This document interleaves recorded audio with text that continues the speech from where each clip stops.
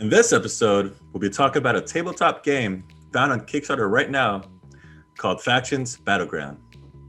And today, we have two of the creators and designers of Factions Battleground. Let's go. This isn't one of your voiceovers.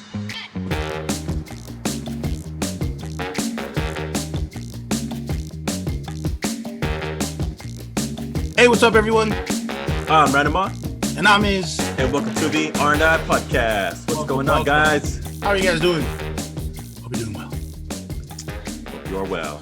That's right. Being safe, of course. Yes. We are in 2021, you know. And it's a surprise we're not in the same room. I know. Things happen. Hey, things has happened. Instead of this ring light in front of me, we could have had a bigger one, but it's okay. Whatever. This is my gaming setup, y'all. Yeah. Speaking of games, gaming, yeah. Go ahead, man. Let them know.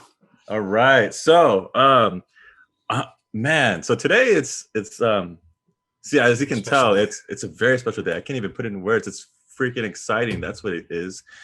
We got Peter. We got Jason. Co-creators of the game called Factions Battlegrounds. That's right. You know what?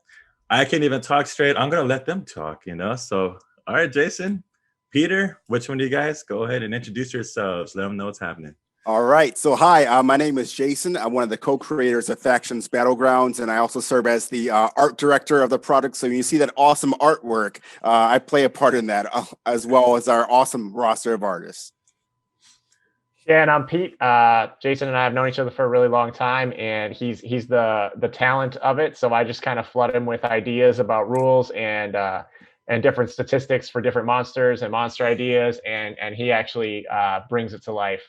So I'm kind of technically the game designer, and we are the creators together. That's awesome. That's so awesome. Fantastic. And how did you guys meet? Like, what was day one for you guys?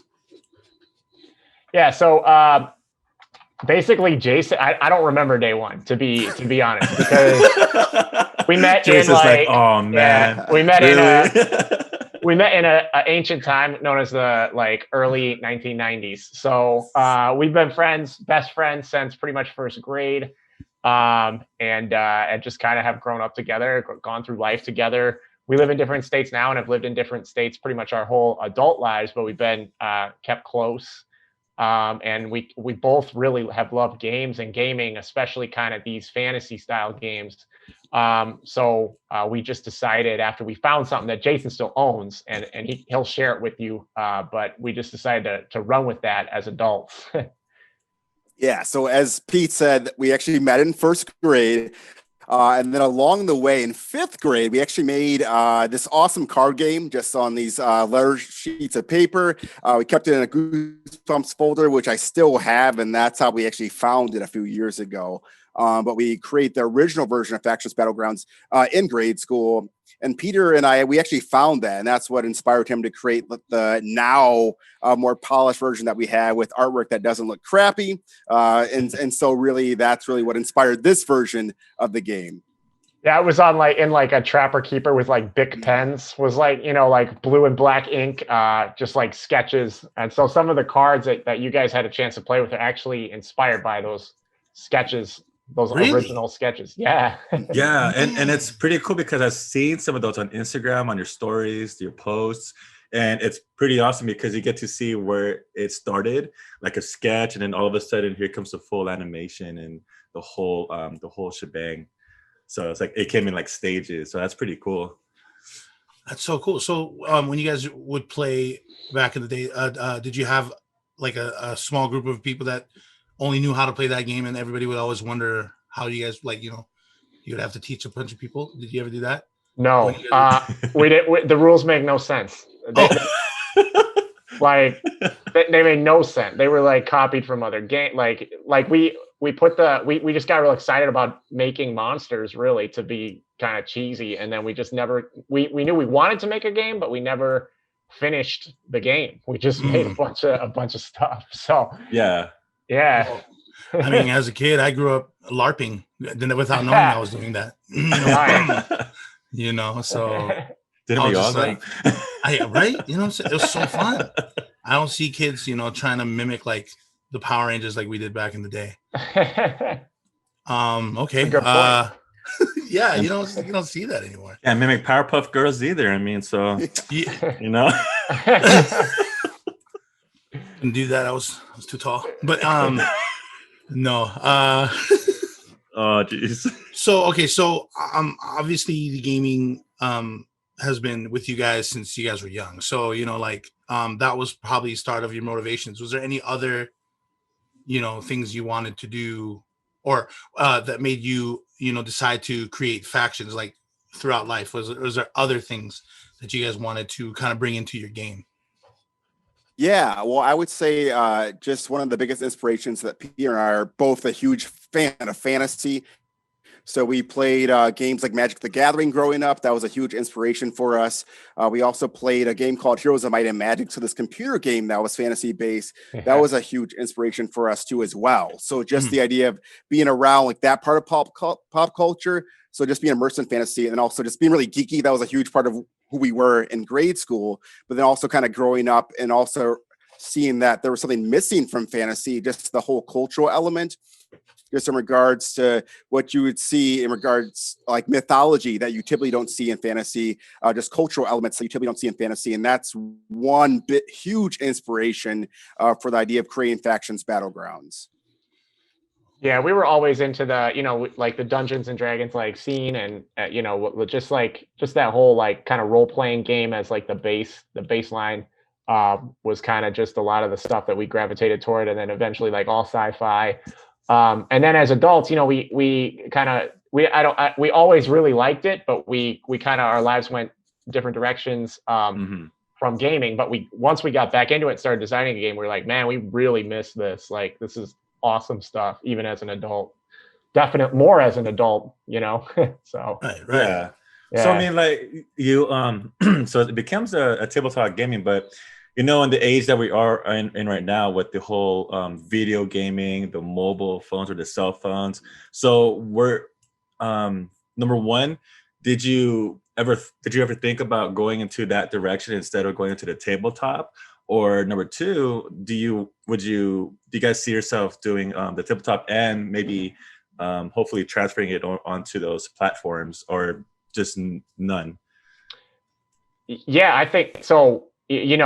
That's definitely our end goal without jumping too far ahead. Like after this, we want to get to figuring out a way. First, we're going to develop like the world behind it, like the storylines and the lore, the intellectual property. But then we don't want to make card game after card game or card version after card version. We want to jump with what we got directly to some kind of online platform.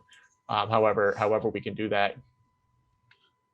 Man, I wanted to talk about the lore. I was just like, oh man, yeah.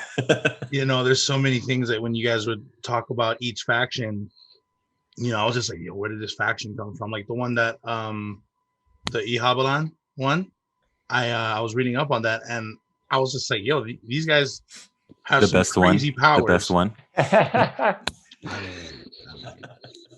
But anyway, yeah, like they have some crazy powers. This was like, wait, these guys are going to be in the game? I was like, is it fair?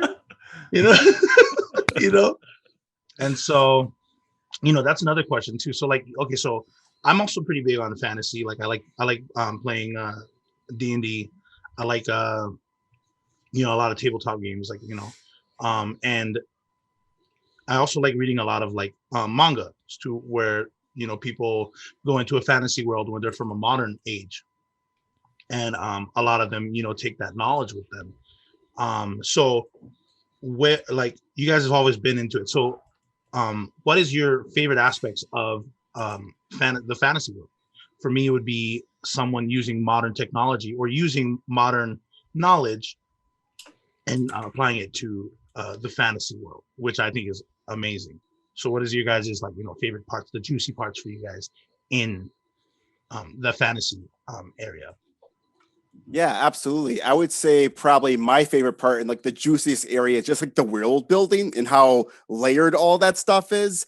So even like, because Peter and I, of course, we grew up like with Lord of the Rings, and we were both huge Game of Thrones fans. Oh yeah, and just like how much of the real world elements, like say for example, the War of the Roses, how that's intertwined in Game of Thrones, and just all those historical elements. And I think that's something we gravitated towards too, because like back in the day when Peter and I were growing up, we'd also read through like these like encyclopedias and look at like all different types of armor and things like that too as well, and all of those elements that are incorporated into fantasy, because I play D&D too as well, and just like how rich and authentic it makes the world, that's something we wanted to incorporate into our game, and that's one of the biggest draws for me by far. Ooh. I would 100% agree. Like, I think that's why we are so excited about this project, 'cause we're like on the same page to building something really, really cool, like just beyond even like the game itself, which takes, obviously a lot of work. And that's, I don't want to say boring, because you have to make sure the rules work and all the statistics on the cards, nothing's overpowered or anything. But then really, once you realize the amazing job that Jason and the artists have done bringing out these different cultures that haven't, we don't see too often in games, it's like, wow, we have a lot of potential to really be creative with the way that we make an actual fantasy world. And we kind of feel like that's the most exciting part about our game. Yeah, Absolutely. So the creativity was, it's there for sure. And I think one of the neat things is, before we actually got on with you guys, Peter and I were just talking about incorporating aspects of lore and mythology, like just into the game in general. So I like, even just as best friends, and we take the business side out of it, that's just like a fun back and forth that we always have when we're working on the game. Yeah. Nice. Do you ever find time, or like when you guys are actually going through it, like do you guys ever find time like you're like, dude, we didn't do what we were supposed to, and we have all these ideas out of nowhere? You guys have that? Yeah. We got to remind our mantra right now is get the game completed, and to everybody who backed the game. And we're close to doing that. Like, we're excited about doing that, but because I think we are getting close and things are going really like smoothly, we're like starting to already kind of think about, okay, like we want more. It's like addicting. So Nice. Oh, for sure. And I want to ask you something about that before we talk about the Kickstarter.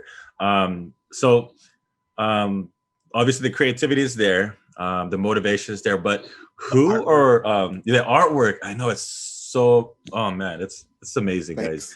Guys. So who or what inspired you to come out with all of these fantastic artwork that you guys pulled out? Well, actually, it's a combination of Peter and myself. So when Peter designed the game initially, the goal was to have each faction have their own individual culture, and it's almost as if each faction's their own country.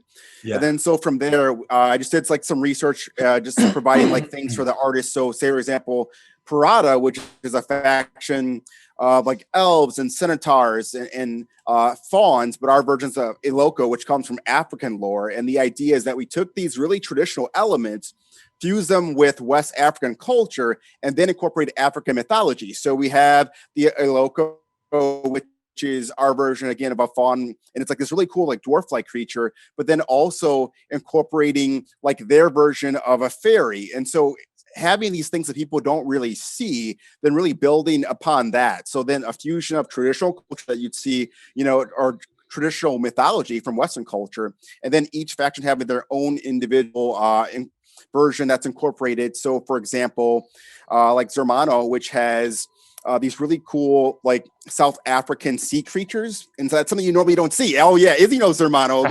So that was really one of the most unique things. And then Primus, which is a fan favorite, which has really awesome, again, like South American, Mexican mythology. Peter can probably touch upon some of that too as well. But then really building each faction with those elements as their base, and then really taking it from there. Yeah, and also too, like Jason, he described, the elves and centaurs. We have those as well, but they're not your, like pointy-eared, like large nose, long white hair, white-skinned elves or anything like that. They also have those looks that would make them fit into the culture. That's kind of the baseline for each of these. So same thing with Zermano. Like a lot of their wizards, none of them are going to be old white dudes with like long beards and pointy hats. They're going to look like they fit in with the culture that they're a part of. Another kind of interesting thing that we don't talk about a lot, but actually the faction that you were playing with, Randolph, Zion, is I suppose you could say almost our most traditional-ish faction. And in the game, in our lore, we are going to designate it so that Zion is actually the bad guys. So, they look like these like knights and everything. So the way we're going to spin it is that they're actually the bad guys, really. So goodness. That's something we talked about that we're excited about. But when you play the game, you can choose any faction you want. They all are unique and they all have different styles, but yeah. Oh man, I'm not shaking my head because they're the bad guys. I'm I'm just shaking my head because they are the bad guys, and you're not going to see that coming. It's like a movie. It's so ridiculous, Yeah, thanks. I mean, even looking at Crag, they have, so like, I like playing characters that are more Vanguard type, or the front line guys. Like those guys are just always just getting into the nitty gritties of war and all that stuff. So I like seeing that and looking at how like swole these guys are. You know what I mean? I think Jason was the one you brought that up too. That I might be into Crag, and I was like, oh yeah, for sure. I mean, looking at it, I was like, this is me all over. I mean, I can cosplay them maybe when I get more buff or whatever. But yeah, just these factions are just incredible. And even the artwork. I was also when you guys sent us an email, there was things that under Jason's about Jason was that you were hiring artists that was once your students and things like that. Like, could you tell us more about like how you got the artwork for the game, for the Factions Battlegrounds? Yeah, absolutely. So when Peter and I first started, essentially, like we were just working on prototypes for about a year or so. It was just a lot of playtesting, and Peter really focused that element. And once that was set, then the goal then was to hire a small art team to at least get this started. And I started with 4 of my former students, and now I think we have 7 of them which are on staff, which is pretty cool. Yeah, to be able to have that many former students work on the project. We started with 4 of them. 2 were illustrators and 2 of them were designers, just to help us get the templates and everything set. So it was really cool because for them, it's like their first real world experience of working on a project like this. So we'd have design meetings where we'd go over the templates and also really the look at the board and everything. And then we talk to Pete and kind of relay that stuff back and forth. So they really got this really cool experience of working on that. And then they helped create some of the initial looks of the factions too as well, like Crag, for that matter. One of my former students, Rocky, actually worked on that faction to help really establish that. And then also Parada, which is one of the factions Peter talked about too as well, which is like the elves and centaurs and stuff like that. So that was really how this started. And then once we were set with the initial look of it, we were able to recruit some artists. Thank God for Instagram. So we were able to get some artists to really fill out some of the other factions and stuff too from there. That's great, man. Wow. Yeah, and what we learned. Sorry, I apologize. What we learned is that like you don't want to start recruiting and paying for art until you have a solid foundation for a game. But at the end of the day, the art is just as, if not more important than the rules and everything behind the game, because that's what people really remember. And that's what if you have great art, that's what people are going to remember even more so. And that's what's going to draw them to the game even more so than like amazing, cool, like rules and things you can do that way. In my opinion, people will tell you, I think, a lot of different opinions all across what I just said, but yeah. Right. Yeah. And I mean, So- not only do I'm sorry, but I'm just looking at the website right now, and they each have their own little niche or their own little specialty. And so was it difficult for you guys to kind of distinguish which specialty should go to that faction or to that faction instead, or did it come just like natural to you guys? Because that's a lot of factions, there's a lot of specialties, there's a lot of stuff that they each can do specifically. So I'm just wondering, Yeah. I think what really helped us is we totally approached it. Maybe it's just because our first time, but the way that Jason and I approached it was from that like world building perspective, where it's like, okay, so this is Zermano, this is Parada, this is Crag, this is how they would go to war in our world building. So it's like Crag's very aggressive, They don't care about magic. They just want to run up there and destroy the smaller enemies in front of them. Okay, well, let's make them play like that, because that brings out the actual culture behind the faction. So when we started to do that, I don't want to say it was easy. It took hundreds upon hundreds of tests to make sure everything was good, but at least it helped us be able to identify, okay, Parada, they're in the forest, they use a lot of bows and arrows. You know, how can we reflect that on the battlefield in a way that's easy for people to understand? Zermano, they use a lot of spells, they use a lot of ocean creatures. Okay, let's make that into the rules and just exclusively for that faction. So once we kind of got that part down, after Jason kind of built that cultural aspect behind it, it became easy to kind of differentiate how we wanted each faction to play. Okay. Yeah, and it's funny you brought up Crag and Parada, because that's like basically me and Iz. I'm more of a range kind of guy, you know. That's how Jason played. Hides in the trees. Yeah. Stealth all around. Yeah, Can't I was see just like, me. oh, they look like elves, and they're like in the elven. I was just like, yo, that's crazy. They look like, yeah. I was just like, oh man. I was like, all of the show or all the manga I read have them in there, so like have characters like them in there. And even speaking of characters, each of these factions have, you know, their own kind of like lore and all that stuff. But you guys also talk a lot about culture and mixing it in with the fantasy aspect. Now, like you know, I also read about like representation in tabletop gaming. So could you guys give us a little bit more into depth on how this game helps with representation through culture and all that comes with the game? Absolutely. So one thing we wanted to focus on was an appreciation of culture.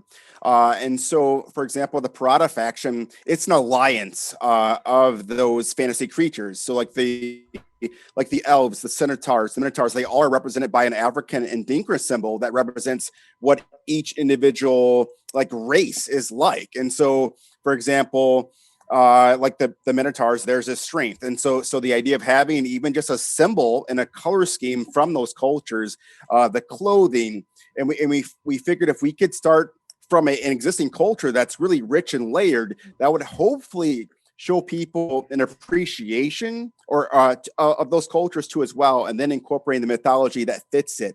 But that was a huge aspect for us. And we also knew if we wanted to have this represented visually, then it's super important for us to hire artists of color too as well to be a part of this process, because if we want to have this represented in the artwork, we want their voice to be heard in the creation process. And we also want to give them a chance to have a platform for it too as well. And one thing that we did was on our Instagram feed, we'd have some of our artists speak out about representation too. And so that way they could have their individual voices heard through word, but then also through the images that they create. And that was a huge thing that we wanted to do, because in the gaming industry, specifically in tabletop gaming, artists of color are completely underrepresented. The type of fantasy that we're trying to show in regard to the cultures and mythologies are completely underrepresented. And people see how rich and layered and awesome these things are, and hopefully gives them appreciation of it, but they also would want to learn more about it too as well. So to kind of have them kind of jump in and see what makes this really cool. Yeah, I mean, this is that I think is the number one reason why I was drawn to this game. To be honest with you, is the amount of diversity in this game. You talk about South African, you talk about Philippines, Polynesian, everywhere in the globe, and you put it all into this game, and I'm like, no, there's gonna be more. So as soon as we were gaming, and you said that you guys have more stuff up your sleeve, I'm like, oh, I know, because there's a lot out there. You know what I mean? Yes. Yeah, and absolutely. That's a huge thing too that we're learning. Obviously, is that even within gaming, and we have a lot of what you would see a lot of, which are kind of the European dwarf, fairy, troll, that sort of thing. We have that. But once we started to kind of research and expand and start listening to people of different backgrounds, both Jason and I were like, wow, there's an unbelievable amount of just really cool mythology that people need to not only learn about from our perspective, having not really understood or looked it up before, but also that can have more voices in tabletop gaming. We went to every convention we go to, everybody kind of, you know, looks like me, and not only that, all the art on the cards also often looks like me. So, you know, that's just not, there's just a lot more out there that could benefit the tabletop gaming community by having a lot of non-white, non-males have their voices and art and representation, not only behind the game, but within the game too. And that's been kind of the message that, and core idea that Jason and I have really wanted to stand out above pretty much anything else. Absolutely. And I think for us too, because Peter and I both grew up with fantasy and we love it and we want to honor it. And I think from our perspective, it's how can we add to it? So how can we bring something new to the table that didn't exist before in a meaningful way? And that's definitely one of the missions of Factions Battlegrounds. Absolutely. Oh yeah. This game it's global, you know what I mean? Like, yeah, definitely. And having all the mythological aspects along with the actual culture aspects of our world, it makes it just such an amazing game, and even the stories to come will be just insane, you know? Yeah. I mean, we hope so. Yeah. Yeah. I can like only imagine. So like Radolf, you helped name one of them, right? I did. I got full bragging rights on that, man. I didn't think it was going to go through on that, but I was like, hey, let me just throw it out there. Let me explain it. And all of a sudden, like, I saw it on Instagram. I'm going to tell you this. Like, I was on Instagram. All of a sudden, Ninth Faction comes out of nowhere, and it says Ihala, but I'm like, wait, hold on. Wait, hold on. I went into a Kickstarter on my cell phone. I'm like looking through my messages, and I'm like, no way, they used the name that I suggested. And I was so ecstatic about it. I showed my fiance. She's like, what? I'm like, look. No, but it was pretty cool. But I can actually say that I've imprinted something as much as like a name into a tabletop game that I'm super excited about, and I'm just really honored that that I have that name into this game, honestly. And like I can't, like, I'm kind of getting chills right now because this game it's like, it's just looking at the artwork and everything, I feel like it's gonna go super far out there. And I think you guys got a good backbone and everything. I feel like you guys are just gonna keep going and going on this thing. Yeah, and that means a lot to us, Randolph, because one, it was like the perfect name for the faction anyway. Like the way that you explained it was exactly what we wanted the faction to do. But it's also, again, it's really important for Jason and I to listen to, especially for me, to, you know, listen to my ideas. You know, they're all over the place in gaming. There's a lot of white dudes who are designing games right now, and they're having total control over their games. So it's important for us when we have the opportunity to listen and hear valuable information that really fits our game, to take all of that very seriously. So we weren't just, you know, looking for the most popular or the most, you know, flashy, I guess you could say, or whatever. We were looking for something that made sense, which it did, and then also something where we could really take our opportunity to kind of sit back and listen and figure out how we can really respectfully and still in a really fun, awesome way build this faction that has a lot of mythology from the Philippines in it. So yeah. And so so the first thing, I'm sorry I keep talking, but I just obviously have a lot to say about it. But so in case you guys are listening and in case you guys are watching the podcast, Ihalaban, Ihalo means mix in Tagalog, and Laban means, you know, battle. So basically you guys were looking for one that is of hybrid, and I was thinking, you know, battle because these are factions. So let's go to war. So and the funny thing is I mixed those two together and it came out as that. So that's just in case you guys are wondering. And number two, I really like the fact that you guys listen to the community. And I think that's super important to me because, like what you said, you always have the guys in the back in the room that's calling out all the shots and not listening to the people that are actually playing the game. And you guys over here are a complete opposite. Not it's a bad thing or anything, but it's actually huge praises for you guys. But you guys are, you guys tear down all of your walls. You welcomed everybody in. You listen to everybody's input, and it's just amazing, And I don't know if I can say anything more, but it's just pretty cool. Well, thank you. And again, that's huge for us because really that's one of the things we want to do with the game. And so to have other people's voices be heard, that's not ours. That's a huge element of what we wanted to do, just in regard to just being like a really fun game to play with your friends. So we're super humbled by that. Absolutely. Hey, and don't get us wrong, to all of our fans, if somebody has just not a good idea, we're not going to use it. Hey, I was even saying, the comment up there is actually good too. I was praising their comments. We got really. We like to think smart fans who know how to make the game better. But every now and then we get something. You're like, I like where you're going with that. Yeah. Some more. Yeah.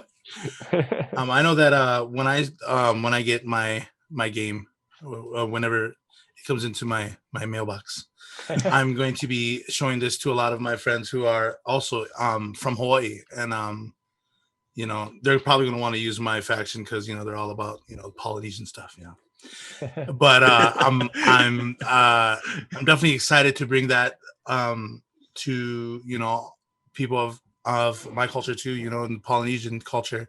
I think they'll really love it, and I think when the lore comes out, I'm definitely going to be showing everybody. That's why I have a lot of family that play tabletop games in Hawaii, so I'm definitely going to show them this game because this is awesome. I really like how there's myth, how in Moana, the Disney movie, there's the Maui. Okay, so I recently learned in Maui, in some mythology books, is that Maui isn't just a demigod from Hawaii or for where Moana's from. She's, I think, Tokelauan, which is another Polynesian culture out a little bit south of Hawaii or Samoa. And I was just saying, I thought Maui was only, exclusively from Hawaii, but no, there's Maui from New Zealand. Okay. The Maori culture. There's a Maui for Samoan, the Tongan culture, the Hawaiian culture, of course. I mean, I'll just say, okay, so there's this one Maui of Polynesia. And then my brother talked to me about doing a DNA test, or some of our family members took a DNA test, and to know if you're Polynesian, you would have a certain gene called the Maui gene. And I'm like, whoa, really?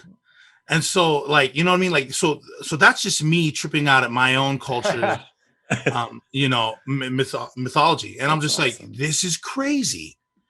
So that's cool. Yeah. And so I'm just like, and then I start reading in about Factions Battlegrounds, about how it takes different cultures and their mythology. And I'm like, that's right. Because, you have the Greek mythology, you have the Norse mythology. Those are the only two that I really know, aside from from Game of Thrones or Lord of the Rings and all that stuff. But just that, I'm just like, yeah, there's probably hundreds of thousands of other mythological beasts out there, and different cultures and how they react to certain things. There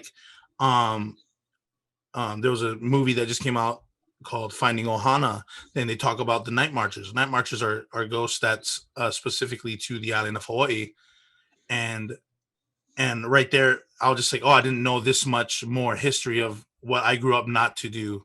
I'm like, oh, if these ghosts, if you see them, don't do this, don't do that, don't do this. Like, I grew up with that. Wow, what I mean? So this game is literally going to teach other cultures how they grew up with with myths or ghosts or even monsters. What was that one in Mexico? There was the one that there was a kid that saw a little thing in the cemetery. It was on YouTube for a long time. Chupacabra? Yeah, that one. Yeah. And they said that they saw one, And I'm just like, wait, what's the deal behind it? You know what I mean?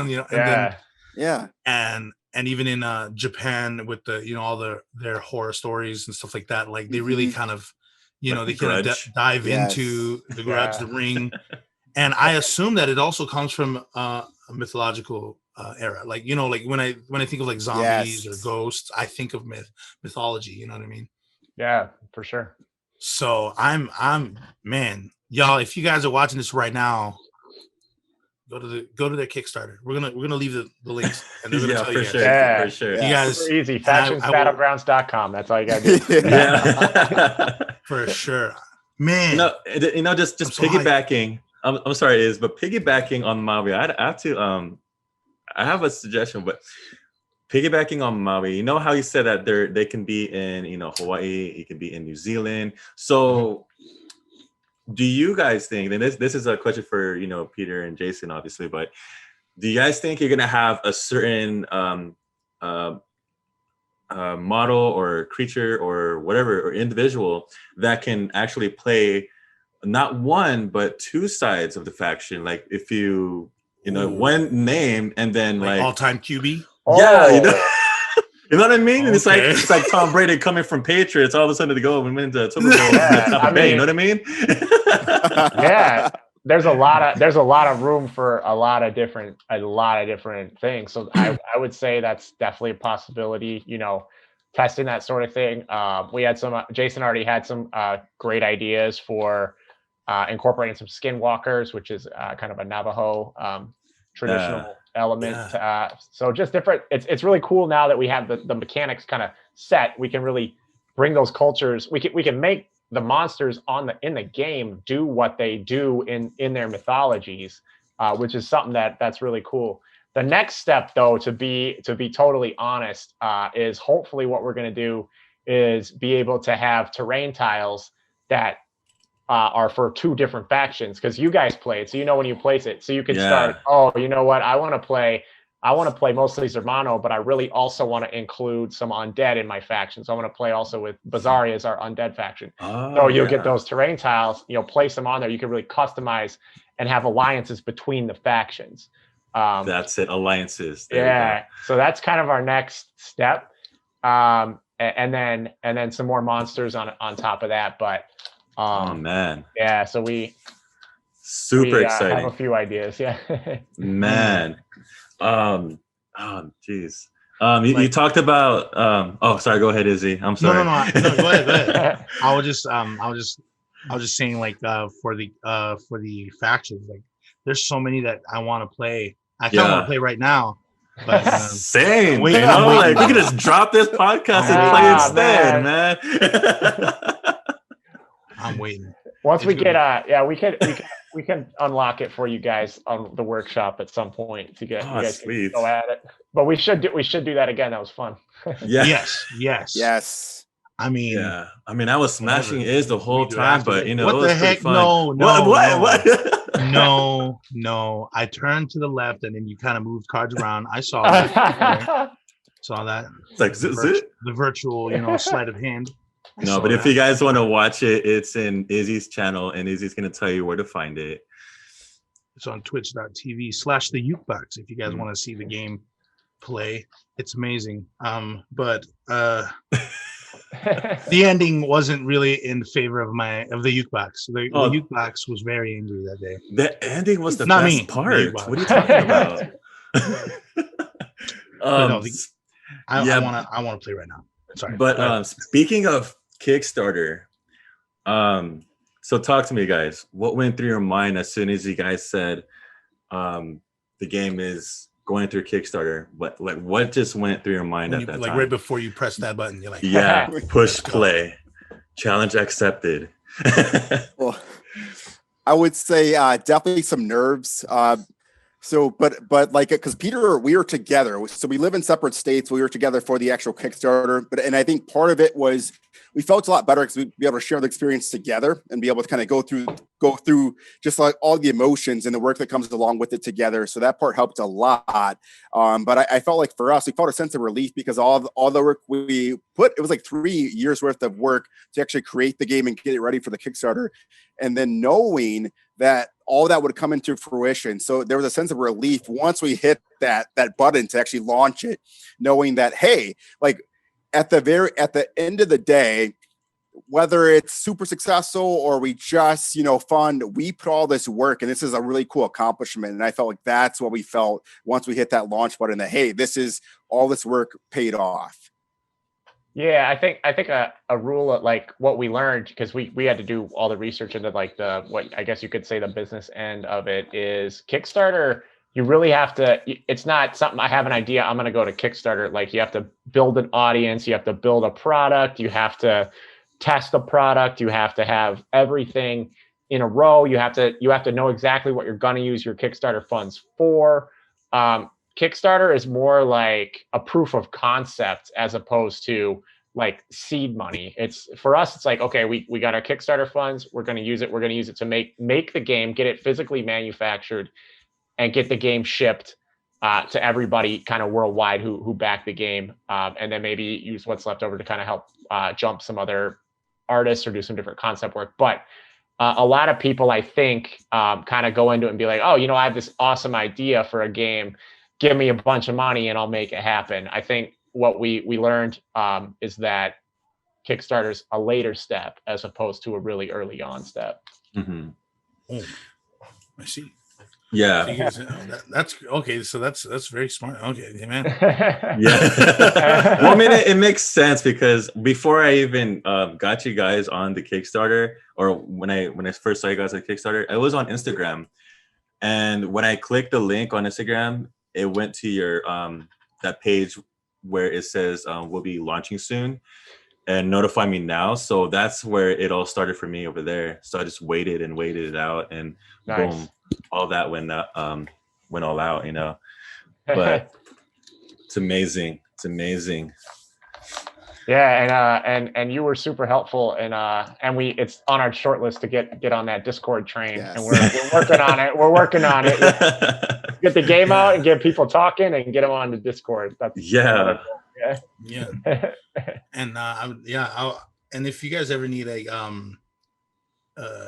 anybody to test games with other people, like say they can't find a second, I'm always down. Just letting you know. We are always down. Oh yeah, we. I meant us. I meant both R and I. Yeah. R and I. Come on. So this question is for Peter. So Peter, you work a lot with nonprofit and such organizations, and you like to help people find joy into doing things for a cause. Was there I guess, how do I put this into a question? Was there one thing that's very memorable to you, I guess? Yeah, there you go. Yeah, I think well, it's interesting because I do that, but this was kind of more like, oh, you know what, this is gonna be fun, like this is gonna be a new game, like I can't wait to sell this game, like and make, hopefully it'll be big and Jason and I can make some money of our own. So it actually wasn't starting off that way. But what we realized, to be honest, what we realized is that kind of as we went, especially for me, is that there's just a lot of people who really felt like the board game world didn't represent them, of course, obviously. And that's probably because, I was a little short-sighted on it, because I've always, obviously, I felt like, oh, board games are for everybody, but not actually understanding and realizing some of the gates and challenges and lack of representation that really is within the whole board gaming world. So one thing that I'm just really incredibly proud of is the fact that we've had so many people say, this is the first board game, I'm getting. This is the first tabletop game I'm getting. I think it's dope. I've always loved sci-fi. I just never, related to board games, but this one I'm gonna take a crack at it. So just kind of realizing that, I think that's, whenever we hear that, that's like a really, it just kind of, it makes me get chills to hear that. So, and another thing that's cool too is Jason actually kind of, we kind of like figured out a way, and Jason really led this one, to do a level on our Kickstarter that's called the No Gatekeepers. So I'll let you kind of talk about that, because I think that was your. Yeah. So part of our mission, like Peter was saying, was really to create a new audience or expose more people to really the community in the awesome side of tabletop gaming. So really the no gatekeepers tier was designed to really give games to schools in our community. So local, like middle school and high schools in the Metro Milwaukee community, and also the Minneapolis community where Peter lives, to really help them see themselves represented, but also to help them see why this awesome hobby that Peter and I are really now into is so cool, and also why the fantasy genre is so cool, and to see themselves represented in that awesome genre. And that was a huge part of why we create the No Gatekeepers tier, which kind of really was spawned by some of our artists on our staff, where they actually last February for Black History Month, they actually created these posts that spoke about how there are no gatekeepers in this industry and everyone should have a voice. And that's really where this came from.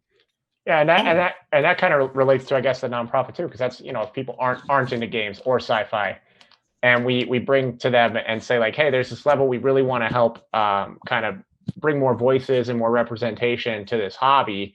And people can say like, you know what, I'm not, I play Monopoly and that's it. Like, but I can get behind that. And so that's a way where they could give some money, and the amount that they give, $25, we actually are able to donate a game to a school, a community center, something like that. Because there's always a lot of people in the board game industry and hobby. They talk about their, what do they say? FLBGS, friendly local board game store, or friendly local game store. That's like it's like literally an acronym. Well, there's not those in every neighborhood. So, we want to be able to get our game to every neighborhood without and people not have any trouble having access to our game. That's another I don't want to say oversight, but that's just something people in the hobby don't really think about, is that not everyone is not only not represented, not everyone has access to a lot of these games. So yeah, that's true. Yeah, like I see a lot of games that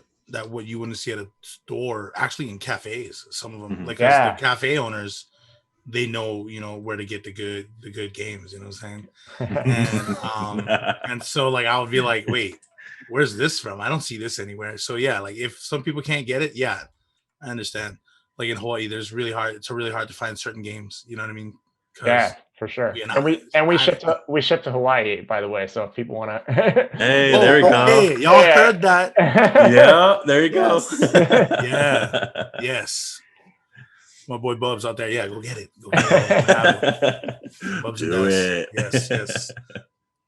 And it's funny too, because like my family who plays a lot of tabletop is also, they're moving to Utah, or I think they already are. They're there already, and yeah, I'm definitely going to introduce it to them. And they're heavy players, like of tabletop games. Heavy. Nice. Like since I was a kid, like I would go over to their house, and instead of playing outside or playing video games, it was always just board games. And like in the beginning, it was just like played a lot of, like you said, like Monopoly, basic stuff. Then we played this one called Crossfire or something like that. Yeah, you shoot like little marbles, and I was just like, this is a board game. Oh, I remember that. Oh, yeah. Those commercials were that's probably our generation, but that commercial was like a banger. For sure. The kid had like straight up like fighting gloves on. Yeah. Under in the back, you know what I'm saying? Yeah. Oh man. Yeah, and so like I'm just like, this is incredible. And then tabletop has just been just getting better with their with the content of the game. You know what I mean? Like and then I started playing. I actually recently started getting into tabletop gaming, or more heavily when I want to say like 5 or 6 years ago. I found like I found like this little gaming group, and they were just showing me games I've never heard of before. And ultimately, it led me to doing this game called War Machine and Hordes. And they had factions in there. And I was just like, oh, wait, this is awesome. So, I found that there was lore behind different warcasters. I'm just like, wait, what? You know what I mean? And then I get the text from Randolph saying like, hey man, check this factions Battlegrounds. This is before, he put in the Ihalaban name. And I was like, okay, that sounds pretty good. But like, I was like, how do you play it? And he was just giving me kind of like a lowdown. And it was this other game. And like War Machine and Hordes is already in a kind of an expensive game. So like, I kind of just play with what I can, you know what I mean? Yeah. And then when I was reading on Factions Battlegrounds, there was this like, you know, it's like, okay, so they got the factions concept, already love it. Okay, cool. And then, you know, the cultural side of it, it's like, wait, this is different cultures, different mythologies, different. I was just like, oh my gosh. I was like, this is such an extensive world that, you know, just like, and the game's not even out yet. You know what I mean? I was just like, whoa, you know?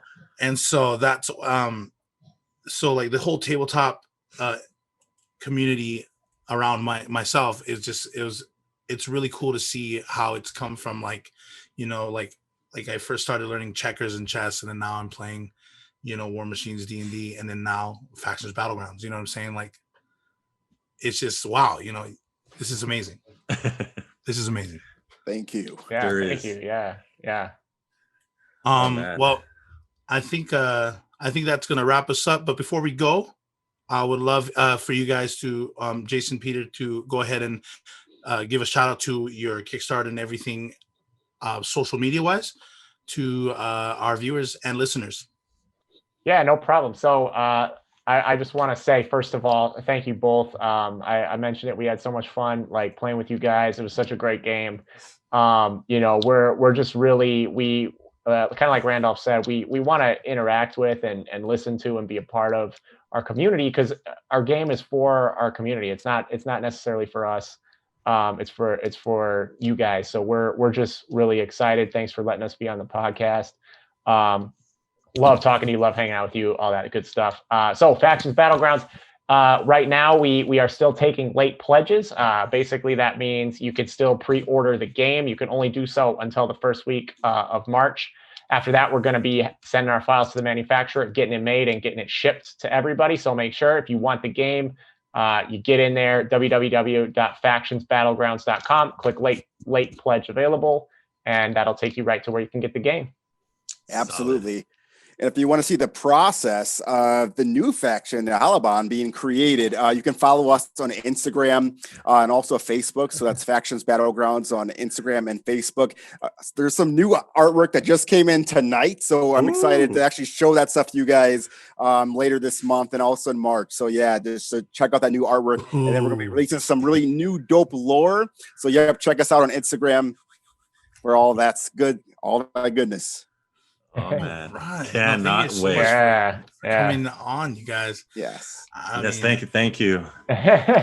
Man, thank you for you know, the signal. You guys came for the call and everything. Awesome. Yes. All right. Okay, man, take us home. Taking us home. All right. That wraps up this episode. Thank you to White Wong Media. Don't forget to like us on Facebook. Follow us on Instagram and Twitter. Like, comment down below, and subscribe to our YouTube channel. All the links are down below. Thanks again for tuning in. See you next time, guys.